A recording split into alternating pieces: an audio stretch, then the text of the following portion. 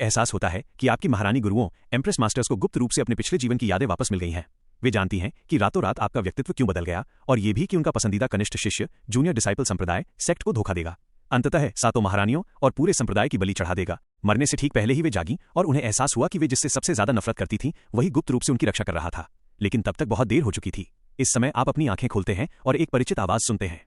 म्यूगे म्यूजी ने संप्रदाय के मुखिया का पवित्र फूल का पत्थर होली फ्लावर स्टोन चुरा लिया। बाईचुआन ने इसे अपनी आंखों से देखा है, रंगे हाथों पकड़ा गया। क्या तुम अपना गुनाह कबूल करते हो? आपके सामने खड़ी महिला आपकी दूसरी सीनियर बहन मो चिंगजू है। वो आपको घृणा से देखती है, लेकिन अगले ही पल उसकी आंखें साफ बदल हो जाती हैं। अनुशासन अधिकारी, डिसिप्लिनरी एल्डर, यह एक गलतफहमी है। मेरा कनिष्ठ भाई जूनियर ब्रदर निर्दोष है। बाईचुआन ने उसे फंसाया है। फिर मो किंगजू जल्दी से आपको उठाने के लिए दौड़ती है। दोषी बाईचुआन को गुस्से से घूरती है। दफा हो जाओ। आप बिना किसी झिझक के उसका हाथ झटक देते हैं। आप इस जीवन में पीछे नहीं हटेंगे, वरना आपकी शक्ति का क्या फायदा कुत्तों को खिलाने के लिए। मो किंगजू आपकी बातों पर स्तब्ध रह जाती है। आपकी ठंडी आंखों को देखकर वो तुरंत खुद को दोषी महसूस करती है। वहां सदमे में खड़ी है, समझ नहीं आ रहा कि क्या करे। क्या तुम्हारा भी पुनर्जन्म रीबर्थ हुआ है? क्या तुम उसे मार डालोगे? कनिष्ठ भाई, मुझे ऐसा मत बुलाओ। मैं तुम्हारा कनिष्ठ भाई नहीं हूं। उसकी टोन बिल्कुल सपाट है। मो किंगजू बोलने में संकोच करती है। अचानक दिल टूटने का एहसास होता है, लेकिन इस अचानक आए बदलाव ने अनुशासन अधिकारी को पूरी तरह भ्रमित कर दिया। तुम एक पापी हो, फिर भी तुम्हारी इतनी हिम्मत। मो किंगजू, क्या तुम अभी बाईचुआन के लिए गवाही नहीं दे रही थी? अब इसे गलतफहमी क्यों कह रही हो? तभी बाईचुआन का मजाकिया चेहरा घबराहट में बदल जाता है। वे सब भी पुनर्जन्म ले चुके हैं। इस जीवन में उस पर कौन भरोसा करेगा? वो शीर्ष पर कैसे पहुंच सकता है और अमरत्व एसेंट कैसे प्राप्त कर सकता है? उसकी आंतरिक घबराहट चरम पर पहुंच जाती है। मो किंगजू एक पल के लिए अवाक रह जाती है, फिर वो अपने दांत भींचती है। अनुशासन अधिकारी, ये वास्तव में एक गलतफहमी है। जैसे ही वो अपनी बात खत्म करती है, वो आपकी आवाज सुनती है। अनुशासन अधिकारी, मैं अपना गुनाह कबूल करता हूं। कनिष्ठ भाई, तुम गुनाह क्यों कबूल कर रहे हो? तुम्हें कैद ग्राउंडेड किया जाएगा और सजा दी जाएगी। तो क्या हुआ? उसकी तुलना में तुम्हारी भीख मांगना अधिक घृणास्पद है। कनिष्ठ भाई, तुम निर्दोष हो, तुम्हें कबूल नहीं करना चाहिए। अपनी समझौते की कोशिश को नाकाम होते देख वो गुस्से में बाईचुआन के पास जाती है। बाईचुआन, मेरे साथ चलो और हमारे गुरु के सामने अपना गुनाह कबूल करो। मो किंगजू का यह बदलाव बाईचुआन के लिए असहनीय है। उसे तो उसकी रक्षा करनी चाहिए थी, उस पर बिना शर्त भरोसा करना चाहिए था, म्यूगे पर नहीं। लेकिन मो किंगजू बदले में उस पर चिल्लाती है, मुझे बहन मत कहो, मैं तुम्हारी बहन नहीं हूं। ये सोचना भी भयावह है कि उनका प्यारा कनिष्ठ एक राक्षस डीमन है। वे सभी दाओक्सियन संप्रदाय, दाओक्सियन सेक्ट को नष्ट करने में भागीदार थे। वो अपनी मूर्खता से नफरत करती है। मो किंगजू बेरहमी से बाईचुआन को पकड़ने के लिए हाथ आगे बढ़ाती है। अनुशासन अधिकारी पूरी तरह से भ्रमित है।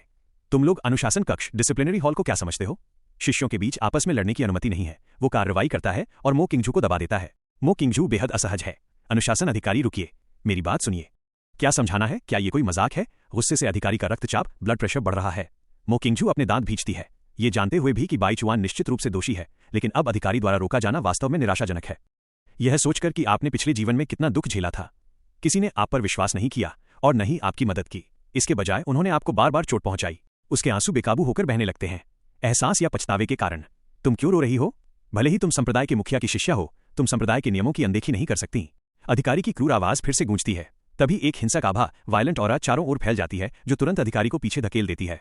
यह बाई मियाओयुन का साक्षात आगमन है। फिर वो पलक झपकते ही आपके पास आ जाती है। उसका भी पुनर्जन्म हुआ है, इसलिए उसने सब कुछ छोड़ दिया और इसे संभालने के लिए दौड़ पड़ी। संप्रदाय प्रमुख, सेक्ट मास्टर, कृपया अपने शब्दों पर ध्यान दें। मैं अब आपका शिष्य नहीं हूं। आपकी सपाट टोन उसका दिल तोड़ देती है।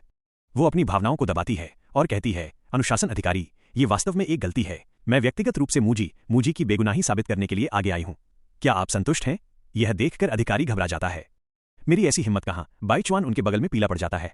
गुरुदेव, ऐसा लगता है कि उनका भी पुनर्जन्म हुआ है। उसका भविष्य अकल्पनीय होगा। एक जोरदार धमाके के साथ बाई मियाओयुन प्रहार करती है, जिससे बाईचुआन उड़ता हुआ दूर जा गिरता है। दफा हो जाओ, मुझे गुरु मत कहो। मैं तुम्हारी गुरु नहीं हूं। मेरा तुम्हारे जैसा कोई शिष्य नहीं है। बाईचुआन पूरी तरह से घबरा जाता है और हाँफते हुए उठता है। अब वो उसका मुकाबला नहीं कर सकता। गुरुदेव, ये निश्चित रूप से एक गलतफहमी है। कृपया मेरी बात सुनिए। दफा हो जाओ। बाई मियाओयुन बेहद ठंडी हो जाती है। पिछले जीवन में बाईचुआन ने उन्हें एक व्यूह अरे में कैद कर दिया था। शक्ति के लिए उनकी बलि देने का दृश्य अभी भी ताजा है। इस महत्वाकांक्षी भेड़िए को रिफ्लेक्शन क्लिफ पर कैद कर दो। मेरी अनुमति के बिना किसी को भी उसे बाहर निकालने की इजाजत नहीं है। वो उसे मृत नहीं देखना चाहती। वो उसे गंभीर रूप से प्रताड़ित करना चाहती है, ताकि वो दिल दहला देने वाले दर्द का स्वाद चख सके। जी गुरुदेव। गुरुदेव को आते देखकर और उनका भी पुनर्जन्म हुआ जानकर वो अपने आंसू रोकती है और बाईचुआन को एक हाथ से उठा लेती है। गुरुदेव, ऐसा नहीं है। दूसरी बहन। बाईचुआन लगातार रोता रहता है, लेकिन वो उसकी अनदेखी करती है और उसे ले जाती है। संप्रदाय से विदाई। बाई मियाओयुन आपको जटिल भावनाओं से देखती है। छोटे मुंह, लिटिल म्यू, चलो वापस चलें और बात करें। कोई जरूरत नहीं है, मैंने आपको बता दिया। मैं अब आपका शिष्य नहीं हूं। ये सुनकर वो आपकी आंखों में देखते हुए एक एक शब्द कहती है। क्या तुम संप्रदाय को धोखा देने की कोशिश कर रहे हो? आप बिना पीछे हटे सीधे उसकी आंखों में देखते हैं। एक गुरु जिसने अपने ही शिष्य को मारने के लिए लोगों का नेतृत्व किया, क्या आपको यह हास्यास्पद नहीं लगता? मुझे न जाने का एक कारण दीजिए। ये सुनकर अधिकारी और अन्य शिष्य भ्रमित हो जाते हैं। उन्हें उनकी अजीब नजरों का एहसास होता है। बाई मियाओयुन के चेहरे पर उसका संघर्ष दिखाई देता है। वो इसका खंडन नहीं कर सकती, लेकिन क्या उसका कोई स्वाभिमान नहीं है? ये फैसला तुम्हारा नहीं है। तुम अकेले फैसला नहीं कर सकते। मैं इसके सख्त खिलाफ हूं। वो हाथ बढ़ाकर आपको पकड़ लेती है और अपने साथ ले जाती है। अभी आप उसका मुकाबला नहीं कर सकते। दूर जाने के लिए आपको समझदारी से काम लेना होगा। एक पल बाद वो आपको एक पहाड़ की चोटी पर ले आती है। यादों के साथ पुनर्जन्म। वह आपकी भयानक क्षमता को जानती है। छोटे मुंह, तुम इतने मजबूत कैसे हो? इससे आपका कोई लेना देना नहीं है। आपके पास खजाना शिवालय, ट्रेजर पगोडा है। यह स्वचालित रूप से सभी प्रकार के खजानों को आकर्षित करता है। जब आप जागते हैं तो बस उन्हें इकट्ठा कर लेते हैं। इसका भी आपके साथ पुनर्जन्म हुआ है। पिछले जीवन में आपने बस उन्हें वे खजाने दे दिए थे। इसका जिक्र मत करो। बस ये मान लो कि मैंने उन्हें कुत्तों को खिला दिया था। भले ही वो अब आपको मारना चाहे, फिर भी आप सुरक्षित बच निकल सकते हैं।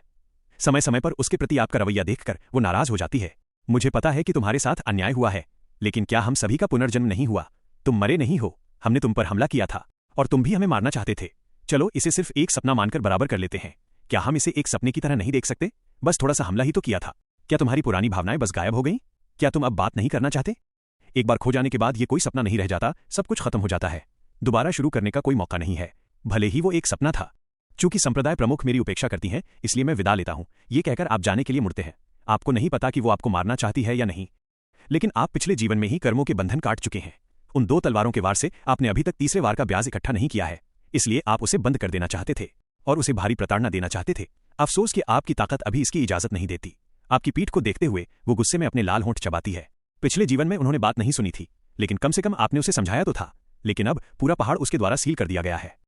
आप भाग नहीं सकते। आप इस पर कोई ध्यान नहीं देते। अगर आप जाना चाहते हैं तो ये आपको रोक नहीं सकता। जल्द ही आपकी मुलाकात मो किंगजू से होती है, जो रिफ्लेक्शन क्लिफ से लौट रही है। आपको अपने पास से गुजरते हुए देखकर, जैसे कि उसने आपको देखा ही न हो, वो जल्दी से बोलती है, कनिष्ठ भाई। आपको अपनी अनदेखी करते देख वो पकड़ने के लिए दौड़ती है। कनिष्ठ भाई, आप नाराज दिखते हैं। मैं तुम्हारा कनिष्ठ भाई नहीं हूं। तुम्हारा मुझे इस तरह बुलाना मुझे बकवास लगता है। मो किंगजू को म्यूजी के भीतर गुस्से की एक लहर महसूस होती है। मुझे पता है कि मैं गलत थी। तुम मुझे माफ क्यों नहीं कर सकते?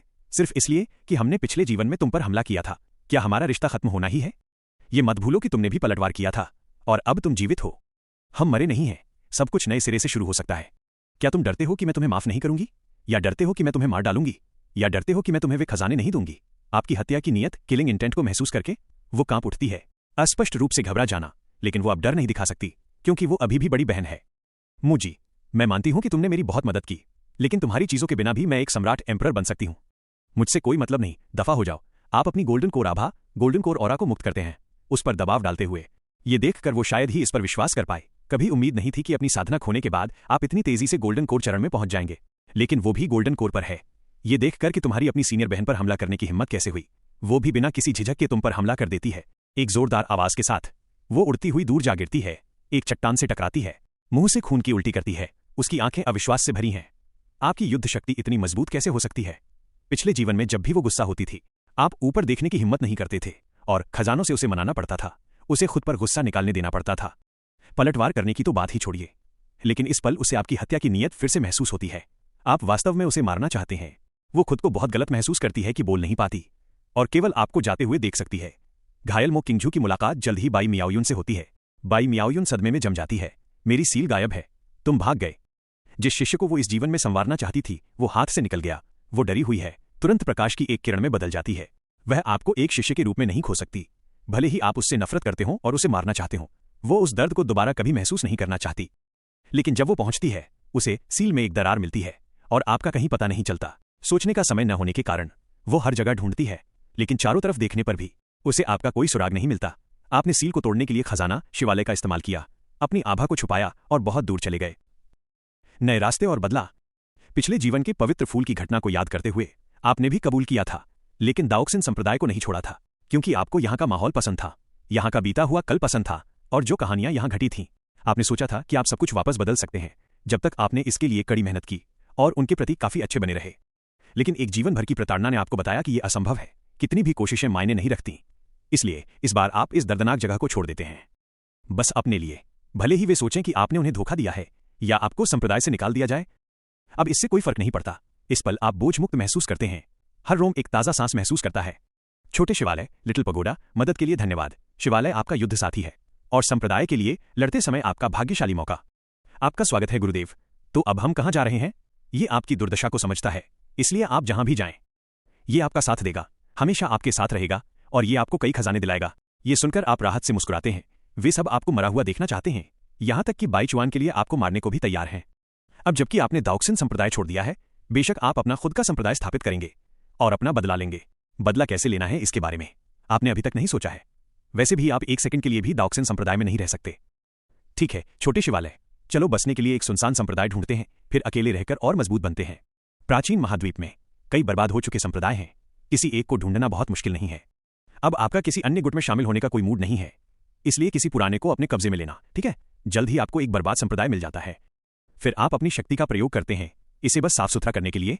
अपना खुद का संप्रदाय शुरू करना आसान नहीं है, लेकिन शुरुआत हमेशा सबसे कठिन होती है। वापस दाओक्सिन संप्रदाय में मो किंगझू को कई दिन लग गए, उस खजाने की भूमि को साफ करने में जो बाईचुआन ने आपसे चुराया था। इसे वापस करने की योजना बना रही है। फिर वो बाई मियाओयुन को देखने के लिए मुख्य हॉल में जाती है।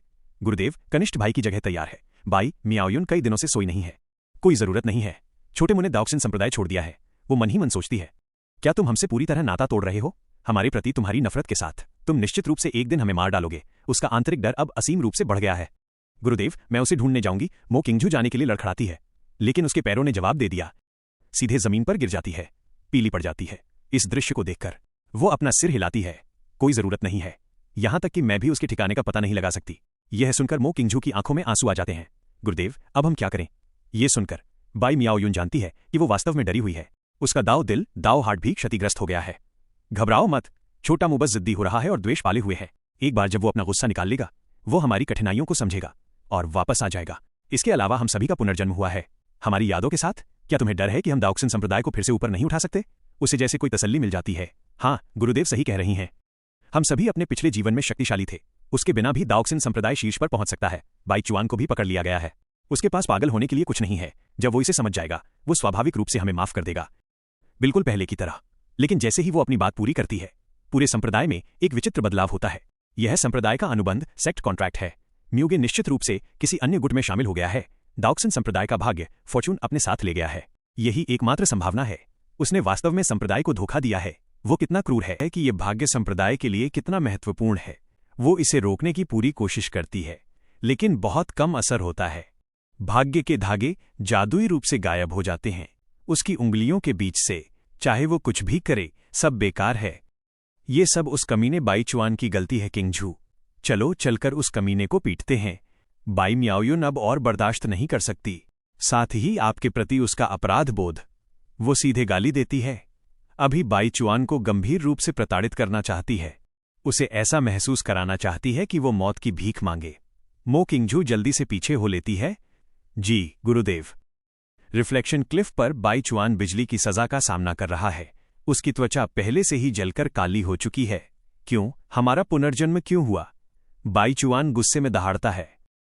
ये सब म्यूगे की गलती है, उसके बिना ऐसा कैसे हो सकता था? ये सुनकर बाई मियाओयुन गुस्से में उसे थप्पड़ मारती है। कमीने, तुम अभी भी कोई पछतावा नहीं दिखा रहे हो? मो किंगझू भी आग बबूला हो जाती है। जानवर, तुम वही हो जिसे मर जाना चाहिए। कुछ कोड़ों के बाद उसका मांस फट जाता है। अचानक हुई इस मिली-जुली पिटाई से बाईचुआन दर्द से चिल्ला उठता है। गुरुदेव, दूसरी बहन, ऐसा नहीं है। ये सब एक सपना है। ये सब म्यूगे की चाल है, बस आपको भ्रमित करने के लिए। जिद्दी मूर्ख, तुमने खुद इसे बुलावा दिया है, अभी भी हमें धोखा देने की कोशिश कर रहे हो। कुछ दिनों बाद आखिरकार आपने अपनी जगह बना ली। इसे बैकर संप्रदाय, बैकर सेक्ट नाम दिया। किसी और के बजाय खुद पर भरोसा रखें। आप खुद अपने सबसे बड़े समर्थक बैकर हैं। साथ ही आपने अपने भाग्य से संप्रदाय को बढ़ावा दिया। एक कर्म संबंध स्थापित करना, एक आध्यात्मिक अनुबंध की तरह। जब तक आप यहां हैं, बैकर संप्रदाय बहुत बुरा नहीं होगा। मुझे आसानी से कुछ प्रतिभाशाली शिष्य मिल जाने चाहिए। अब बेहतर महसूस कर रहे हैं? आप योजना बनाना शुरू करते हैं। पहले से ही सोच रहे हैं कि बाईचुआन को कैसे मारना है। पलक झपकते ही 1 महीने से अधिक का समय बीत जाता है। आपकी साधना आश्चर्यजनक रूप से गोल्डन कोर के 5वें स्तर पर पहुंच जाती है। तभी आपको संप्रदाय के पास एक आभा का एहसास होता है। क्या ये कोई काम हो सकता है? एक साधक, कल्टिवेटर, जो आपके संप्रदाय में शामिल होना चाहता है। ये तो बहुत अच्छी बात है। आप जल्दी से देखने के लिए उठते हैं, लेकिन उसे देखते ही आपकी हत्या की नीयत बढ़ जाती है। यह वास्तव में क्यू शुइयाओ है। ये देखकर आप जाने के लिए मुड़ते हैं। कनिष्ठ भाई, क्यू शुइयाओ आपके पीछे दौड़ती है। वो अभी नहीं जानती कि आपने दाओचुन संप्रदाय छोड़ दिया है। आपको यहां देखकर वो सोचती है कि इसके पीछे कोई छुपा हुआ कारण है, लेकिन आप उसे बेरहमी से दूर धकेल देते हैं। मुझे कनिष्ठ भाई मत कहो।